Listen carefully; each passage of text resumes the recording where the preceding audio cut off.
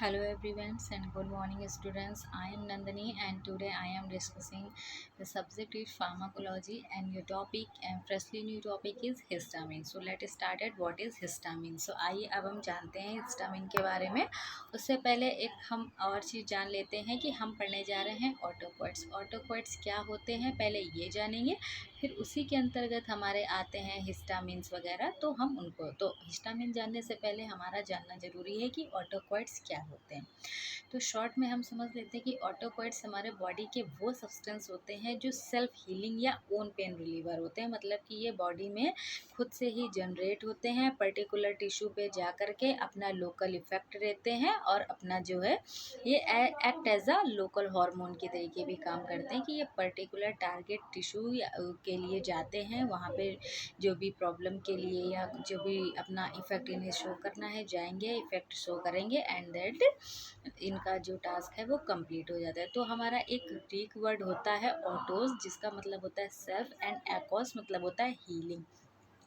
मतलब इसका ऑटोक्वाट्स का हो गया कि वो सब्सटेंस, वो रेमेडी जो कि सेल्फ से बॉडी में जनरेट होती हैं और हमारी बॉडी को हील करती हैं, ठीक करती हैं। These are the substance known as a autacoids and diverse substance produce by a wide variety of the generated act a locally. जो हमारे ये सब्सटेंस होते हैं ये हमारे क्या करते हैं, वाइड वैरायटी में हमारी सेल्स में जनरेट होते हैं और हमें कैसा एक्शन देते हैं, लोकल एक्शन जो है वो प्रोड्यूस करते हैं हमारी बॉडी में और लोकल एक्शन देने का काम करते हैं। Also called the local hormone, इन्हें हम लोकल हार्मोन के नाम से जानते हैं। क्यों?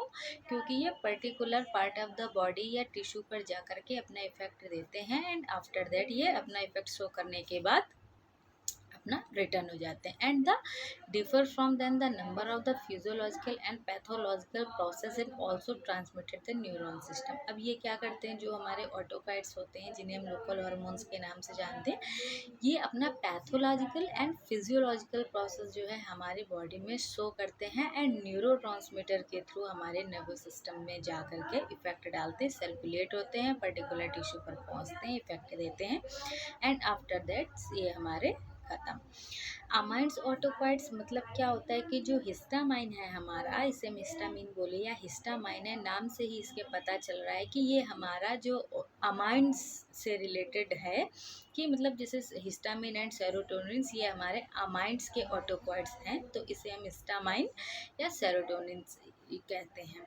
लिपिड्स के डेरिवेटिव्स जो हमारे होते हैं, प्रोस्टाग्लैंडिन्स हो गए, ल्यूकोट्राइन्स हो गए, ये सब होते हैं। और जो हमारे पेप्टाइड्स के डेरिवेटिव्स या पेप्टाइड्स वाले हो गए वो हमारे प्लाज्मा काइनेज एंड एंजियोटेंसिन्स होते हैं। तो आज हमें अपना अमाइंस के ऑटोक्वाइट्स जो कि हिस्टामिन है इसके बारे में पढ़ना है। तो अब हम शुरू करते हैं कि हिस्टामिन क्या है। Chemical messenger that mediate the wide range of the cellular response including the allergic and inflammatory reaction, gastric irritation and neurotransmitter part of the brain.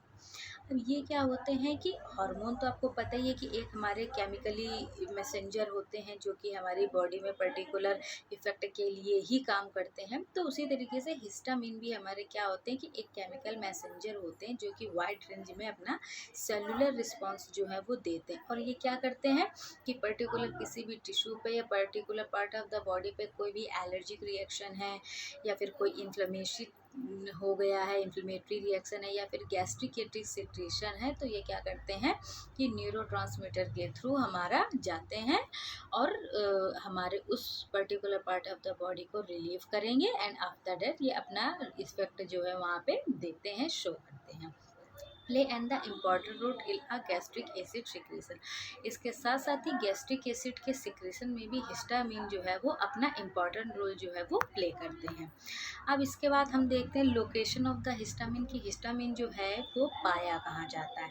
तो occurs in a practically a all tissues, क्या है कि ये body के own पेल reliever होते हैं, मतलब कि जहाँ पे particular side of the body part पे या टिश्यू पे हमें इसका इफेक्ट चाहिए ये वहीं से जनरेट हो जाते हैं फर्स्ट ऑफ ऑल। और इसके बाद हाई अमाउंट जो इनका है वो हमारा लंग्स में, किडनी में एंड गैस्ट्रो इंटेस्टाइनल ट्रैक में पाया जाता है।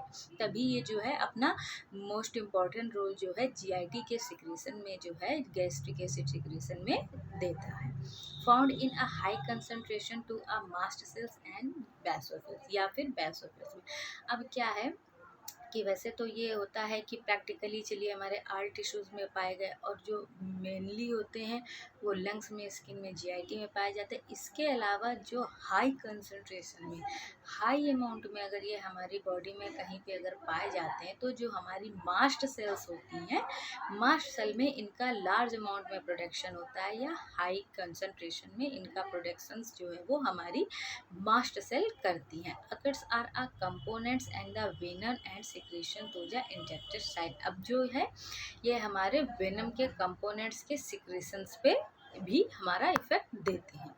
अब हम देखते हैं रिलीज ऑफ द हिस्टामिन की। रिलीज ऑफ द हिस्टामिन क्या है?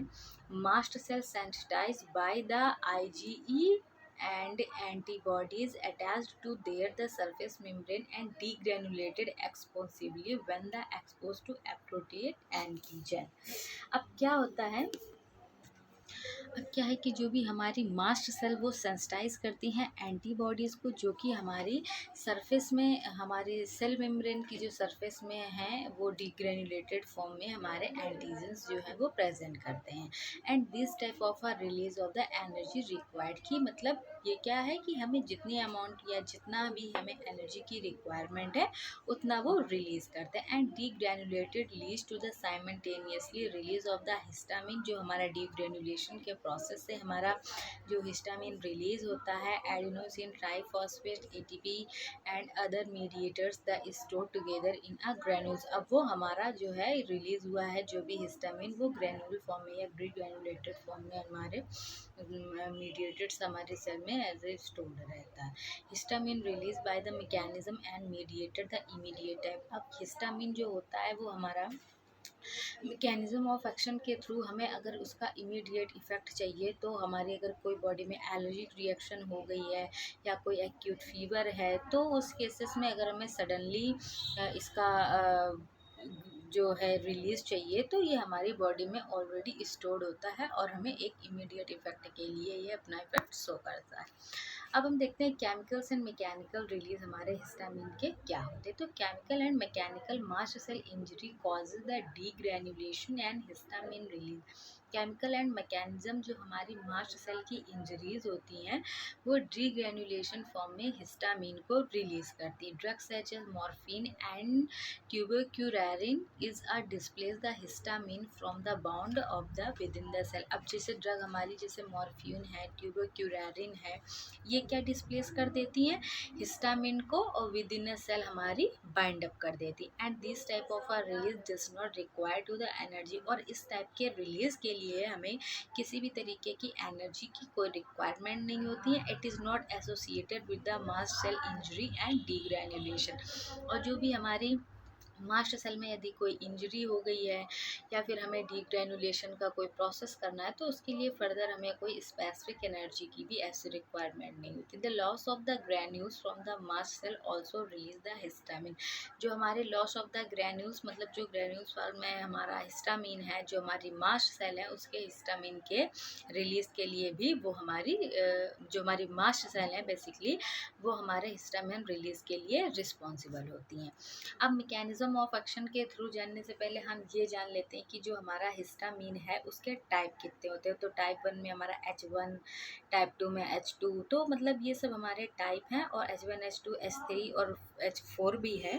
तो अब इनके हिसाब से इनका सबका अपना H1 का कुछ और है मैकेनिज्म ऑफ एक्शन, H2 का कुछ और है। तो हम देखते हैं अब की टाइप के हिसाब से इनका मैकेनिज्म ऑफ एक्शन क्या है। कि जो हमारे H1 रिसेप्टार हैं वो कैल्शियम को इंक्रीज़ करेंगे, स्मूथ मसल्स को कॉन्ट्रैक्शन में काम करेंगे, तो हमारी इंक्रीज़ कर देंगे कैपिलरीज को, एंड परमिएबिलिटी एंड वैसोडाइलेशन का काम करेंगे, एंड सेंसरी नर्व एंडिंग में हमारे पेन रिलीजिंग के काम में आएंगे।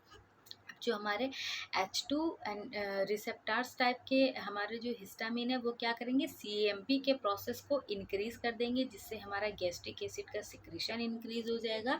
फिर हमारे ब्लड वेसल्स जो है वो डायलेट हो जाएंगे, मतलब वैसो डायलेशन का काम करेंगे, and increase the capillary permeability. जो हमारी कैपलरीज हैं उनकी परमिएबिलिटी को ये इंक्रीज़ कर देंगे, बढ़ा देंगे। सेम उसी तरीके से हमारे H3 रिसेप्टार्स जो होते हैं वो ऑटो रिसेप्टार्स होते हैं, जो क्या करते हैं, CMP के प्रोसेस को डिक्रीज कर देते हैं। अभी तक हमारे H1 H2 क्या थे, वो इंक्रीज कर रहे थे और ये डिक्रीज करेंगी, जिससे हमारा हिस्टामाइन रिलीज का प्रोसेस डिक्रीज हो जाएगा। तो हिस्टामिन रिलीज नहीं होगा, मतलब सिक्रीशन हमारा कम होने लगेगा, इनिबिट हो जाएगा, तो हमारी जो वेसल्स है वो डायलेट हो जाएंगी। यहाँ पे इस प्रोसेस को हमने जान लिया कि ये अपना एक्शन कैसे शो कर रहा है। अब हम देख लेते हैं कि एडवर्स इफेक्ट हमारे क्या क्या हो सकते हैं। कि अगर हमारा हिस्टामिन है तो वो हमें itching, urticaria, flushing, hypotension, tachycardia, bronchospasm, angioedema and wakefulness and increase the acidity, मतलब गैस्ट्रिक एसिड के सिक्रेशन को बढ़ा करते हैं। तो ये इतने तरीके के जो हैं, हमें जो हमने अभी ये सारे टर्म्स पढ़े, ये हमें adverse effect as a histamine का देखने को मिल सकता है। So students, I hope you are understood well. Today हमने हिस्टामिन के बारे में पढ़ा, और सो थैंक यू क्लास।